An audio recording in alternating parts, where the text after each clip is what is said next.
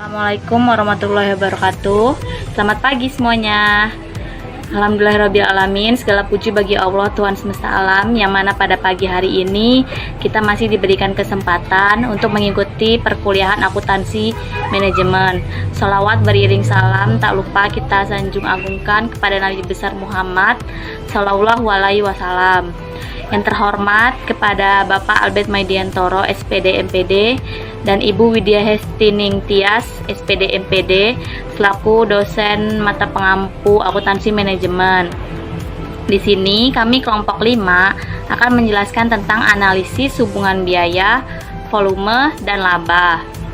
Saya Dwi Nurul Aisyah, NPM 1813031035, dan rekan saya Nama saya Dino Siwa Ramadan dengan NPM 1813031053. Baiklah, langsung saja kita mulai presentasi dari kelompok kami.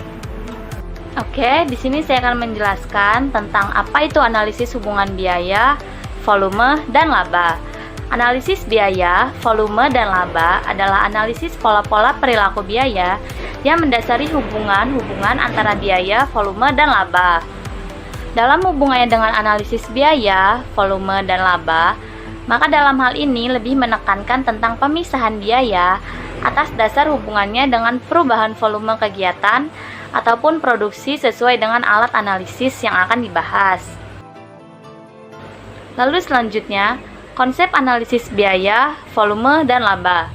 Menurut Hongren tahun 2005, analisis biaya, volume, dan laba atau cost volume profit analysis menguji perilaku pendapatan total biaya, dan laba operasi ketika terjadi perubahan tingkat output, perubahan harga jual, perubahan biaya variabel per unit, dan biaya tetap produk. Lalu selanjutnya menurut Samrin 2012, analisis biaya, volume, dan laba dalam perencanaan laba dapat digunakan untuk menghitung titik impas, target laba, margin of safety, komposisi biaya untuk memaksimumkan margin kontribusi, struktur biaya atau leverage operasi. Lalu selanjutnya, manfaat analisis biaya, volume, dan laba. Menurut Bustami 2005, ada 5 manfaat analisis biaya, volume, dan laba.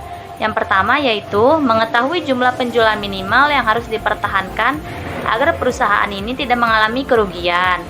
Lalu yang kedua, mengetahui jumlah penjualan yang harus dicapai untuk memperoleh tingkat keuntungan tertentu.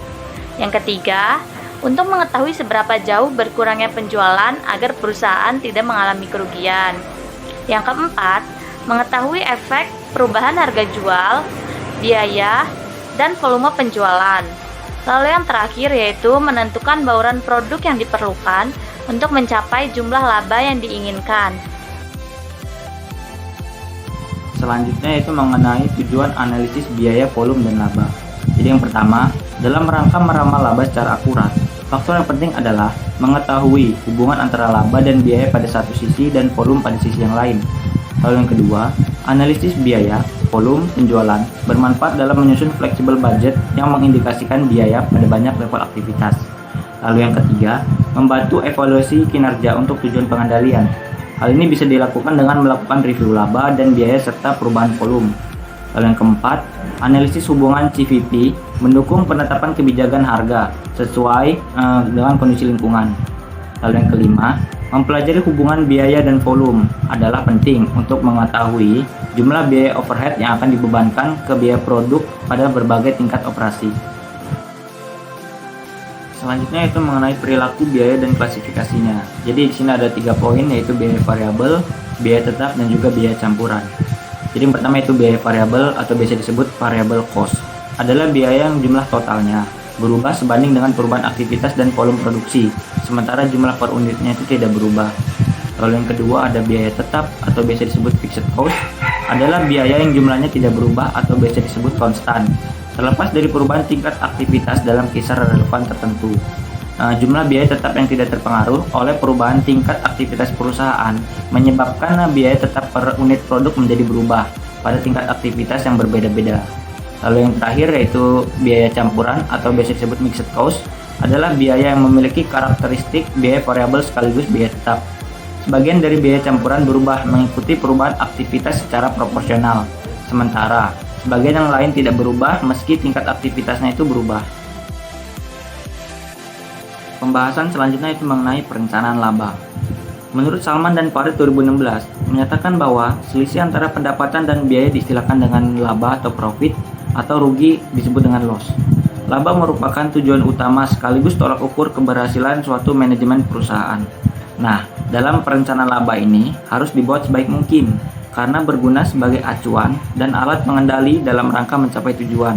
Tujuan yakni mencapai laba yang diharapkan oleh perusahaan tersebut.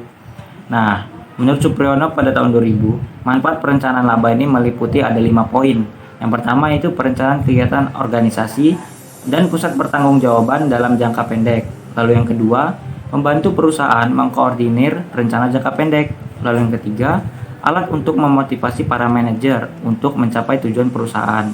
Lalu yang keempat, alat pengandalan kegiatan dan penilaian prestasi perusahaan. Dan yang kelima atau yang terakhir, alat mendidik para manajer. Demikianlah presentasi dari kelompok kami. Apabila terdapat kekurangan, kami mohon maaf. Dan untuk teman-teman, apabila ada yang ingin ditanyakan, dipersilakan ya teman-teman. Terima kasih.